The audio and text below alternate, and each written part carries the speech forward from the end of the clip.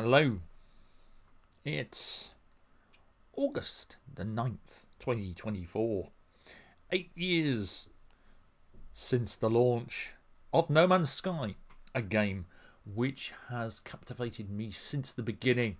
Even though a lot of people said it had a rough launch, I enjoyed it regardless, and I've watched it evolve over 8 years and over 30 named updates with countless support from Hello Games and an incredible change to a game that started out bare bones, showing so much potential, and then things were added like base building and so on and so forth, and a story and all sorts, and then eventually multiplayer and many platforms.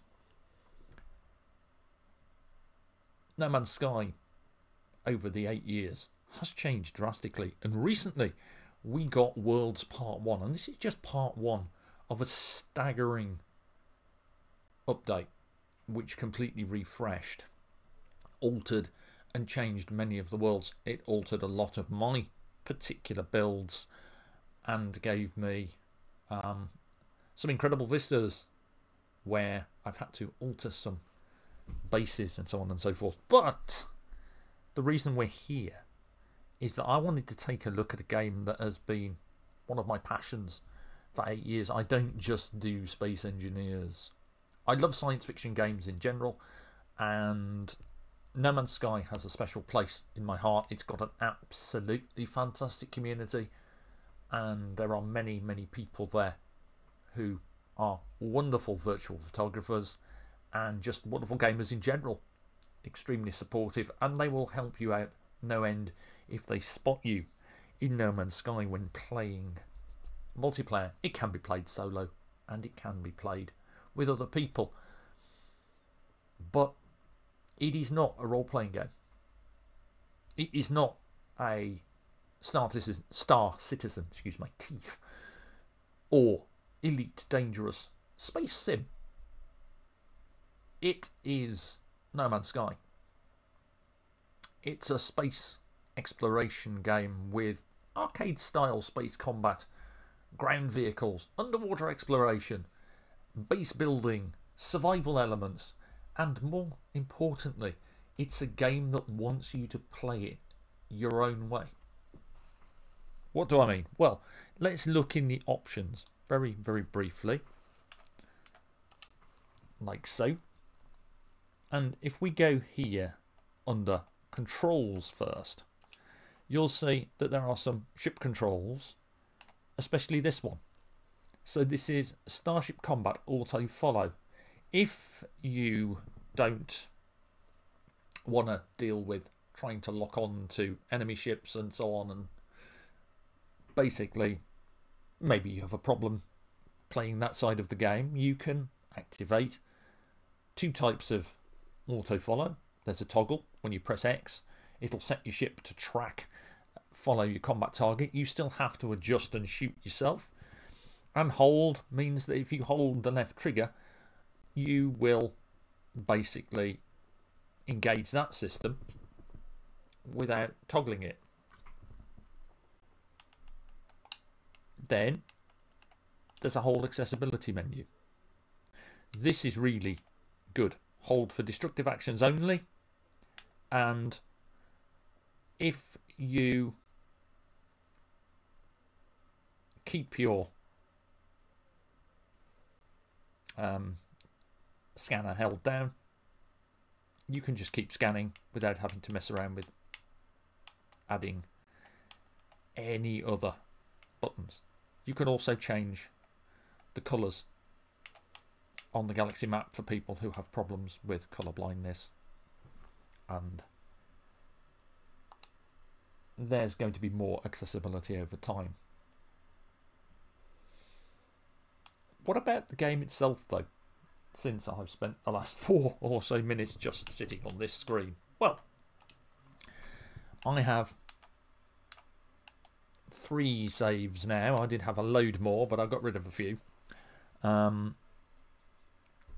I've completed the game to its fullest. Permadeath survival, centre of the galaxy, and so on. Every achievement on the Xbox Series X. And now I just play it for fun and to see how absolutely amazing it gets. We can start a new game, and I wanted to talk about starting a new game before I do anything, because I want to actually incorporate No Man's Sky onto the DWolfie1 channel. I've decided that I'll be doing that along with Space Engineers. When there's a lull in Space Engineers, I'm probably going to pop No Man's Sky on and do some stuff. But we have normal, relaxed, creative, survival, expedition, liquidators. If you want to get in, you can still do it within 4 weeks. There's a bunch of people on YouTube who have some excellent guides on how to get through the expedition quite quickly. What we want to look at, though, is custom. Custom is where it's at. Now, you have difficulty presets in No Man's Sky that you can change, and you can alter all of these at the start of the game. And some of them you can alter while you're playing. So if you suddenly feel you really, really want that full-on, like, hot burning world, skin peeling off survival elements experience, you can do it. There are certain things that are locked in that you cannot alter, and we'll go through very quickly and just look down this list. Then you can pause it, take a look whenever you want. You can see all of this, and there's some good stuff. Inventory stack limits, ease of use. This is a good one. You can change all of this, and if you feel like it, so that you can't change it after you set it, you can set that. You can set your starting slots to maximum, which means you will get a load more additional slots in your suit and vehicles and so on.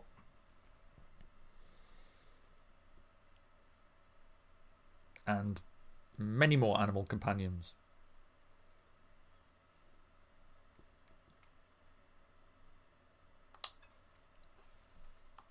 And so, what I wanted to do, though, is show you some of the things that are possible in No Man's Sky.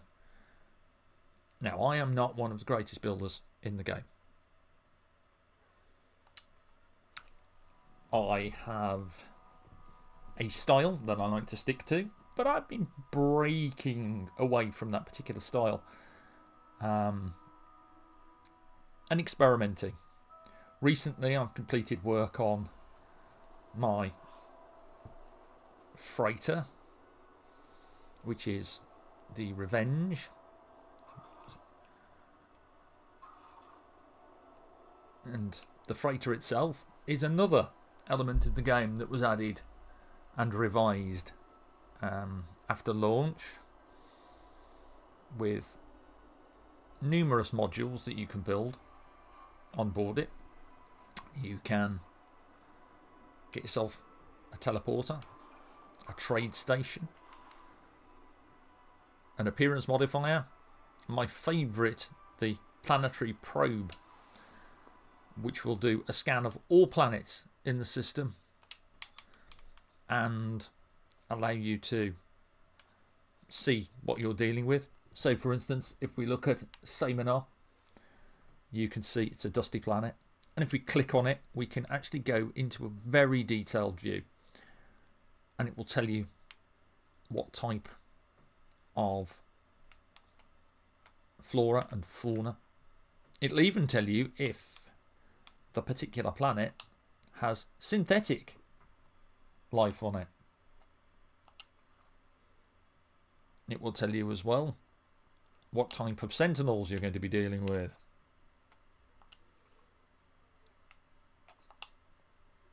Or whether or not there's any strange creatures. My little cabin that I've built out. You can sit down in the chairs. And I've chosen the bio chambers. Then the fleet command room. since you can actually have a fleet in No Man's Sky. Here you'll be able to monitor and interact with any fleets on their own little expedition. The Exocraft Materializer, allowing you to bring your freighter in the system and teleport your craft down or bring them down. Hydroponics, I'm growing gamma weed at the moment. When combined with salt, gamma weed becomes uranium. Uranium is useful as Starship launch fuel. Then you have my refiners. There is a bug at the moment with certain things on your freighter. These things here are stellar extractors. They are not very useful at the Mo, sadly. What they do is they normally pull in chromatic metal from regular star systems, and then the different coloured star systems give you different gases, but they are buggy, and I've got them just merely because I wanted them to see if they were working, and they're not. Then your refiners over here, where you can place your gamma weed salt and gain uranium. And moving on. And all this custom layout is specifically built in the freighter by me. Little aquarium, a terrarium, a little idle area. And we go around here again and go up.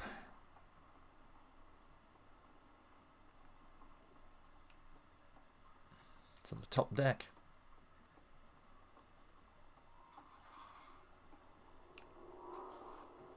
My storage room, where all the storage stations are. And then a nice little 10 forward style place with some nutrient processors where you can make your own food. And that is currently how I have my freighter set out.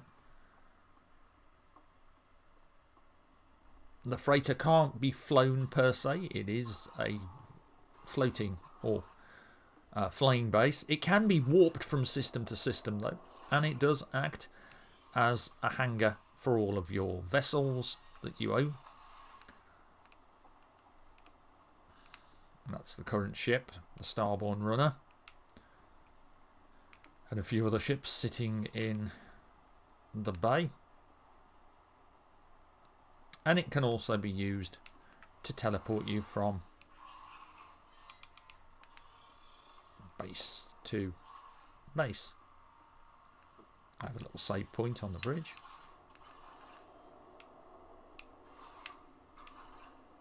Pop over here. And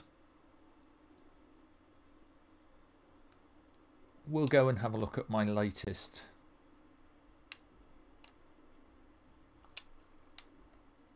place. The Mountain Overwatch. I recently built this a couple of days ago. Like I said, I like to use No Man's Sky. It's a chill game. If you play it as a chill game, it can be a very harsh survival game for new players if you play it on the harder difficulties. I always see people saying we want it to be harder, we want it to be tougher. That's all well and good for you, but some people just like to sit back, relax and build space bases in an enjoyable space game. So here we are, at the top of the mountain outpost on Hadaka, a rather gorgeous planet. And I built this out as a little Overwatch.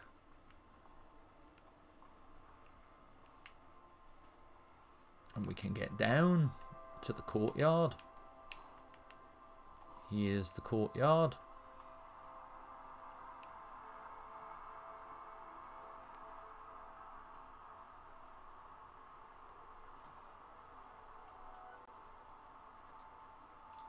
Here's my mountain overwatch. We pop into photo mode briefly.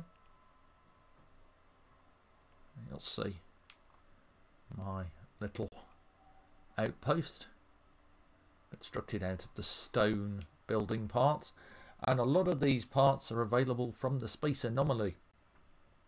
I will probably do a whole sort of run on No Man's Sky starting from the beginning, potentially on one of the more relaxed modes. I've no real desire to play it on the toughest survival difficulty again after completing it once and getting to the centre without dying.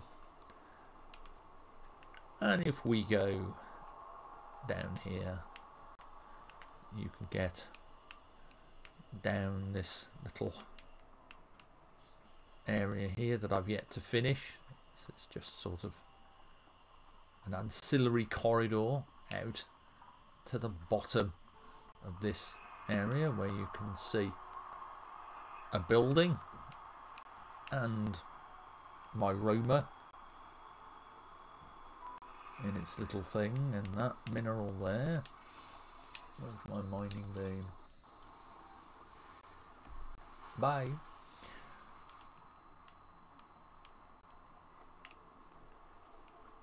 But it gives you an idea of the scope of things that you can kind of build.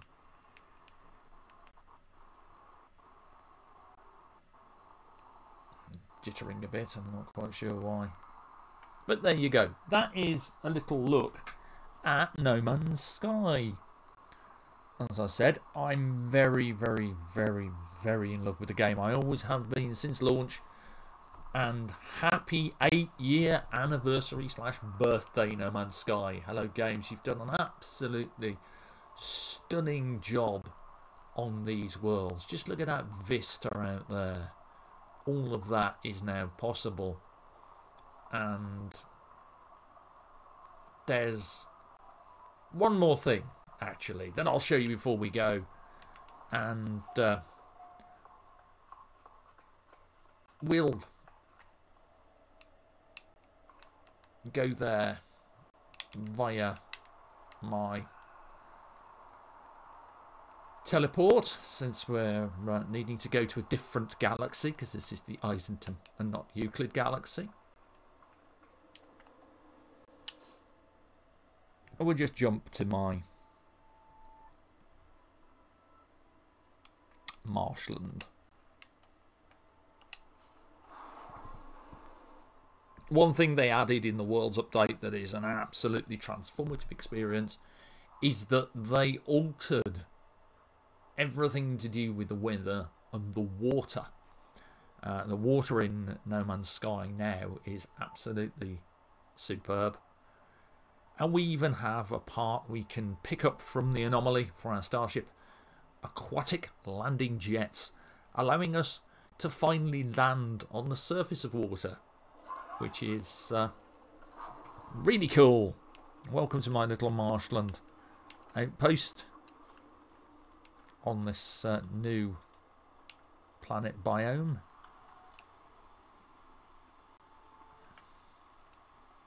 You can go there.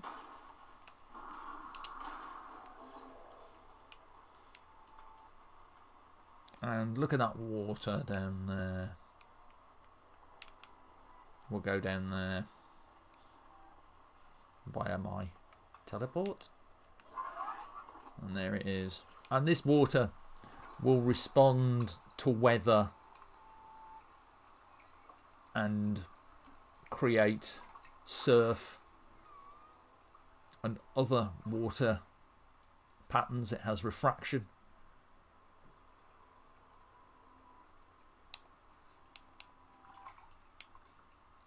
And responds to your starship.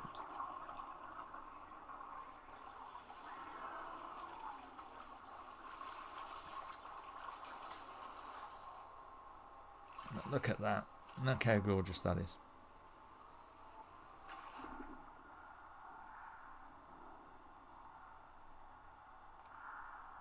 As it churns away underneath the Starborn runners. Landing jets. This ship is absolutely brilliant. It's one of the ones you can get from an expedition. You'll have to wait for it to come round again to pick it up. Unlike the Iron Vulture, it cannot be traded unless they add it to the parts that you can break down. Yep, there's a complete starship. I won't see customization. It's more building from the three main parts, the cockpit, the engine and the wings. But you can now build your own starship out of the parts. You can salvage your old ships, turn them into parts, buy a reactor like an S-class reactor, put it together, paint it up, and you have your own custom built ship. So far, I believe they have also added the solar ships to that list of ships you can build now as well. But yes, No Man's Sky. And the great thing about it is that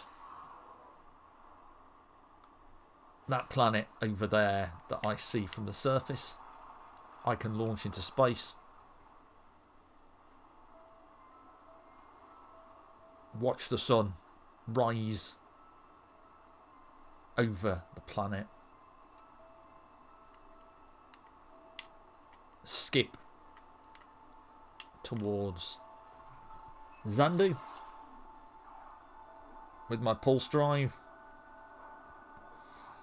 and I would be remiss if I didn't show you this aspect of the game. Just before I go, I was going to go earlier, but I decided since it's the 8-year anniversary of the game, let's stay a little longer in the infinite universe, in the infinite galaxies of No Man's Sky. And look at those clouds as we pass through them. They buff it out of the way.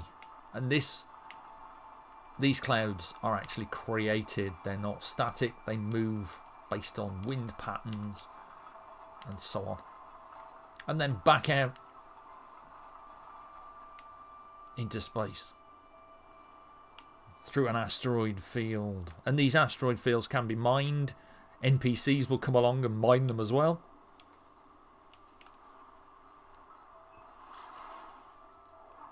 And then space stations are all procedural. They're all unique. They used to be fairly plain, fairly unassuming. Some people would say boring. Now, space stations are somewhat of a visual treat. I haven't actually seen what the station looks like in this particular region, so this will be new to me as we approach. Do a bit of a flyby.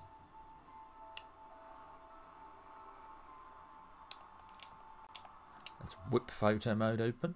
Take a quick look. Yeah, look at that station. That is really great.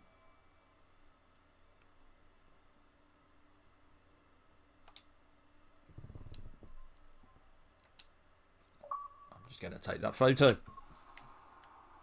might even decide to use that as a thumbnail. And then we touch down on the space stations, and all the interiors of the space stations have been reworked and redesigned with a lot more functionality, ease of use in navigation, so you can very easily see that you have your mission agent, you have your galactic trade terminal, your teleporter, then you have your planetary cartographer who can sell you charts to interesting places, and then up here, now you may not know about this, this is a new addition. This is your envoy, and you can build a relationship, you can redeem free supplies, or you can donate things that they're looking for to increase your standing with them. Then you can purchase your exocraft research, your starship research. You can grab yourself a new multi-tool. You can purchase multi-tool upgrades. You can upgrade your multi-tool. And you can even upgrade your exosuit. I have visited here, I just don't remember it. Well, there you go. And buy upgrades from the merchant. You can also hire a squadron to be your wing as you fly through the stars. And just before I do go, if I scoot out a little,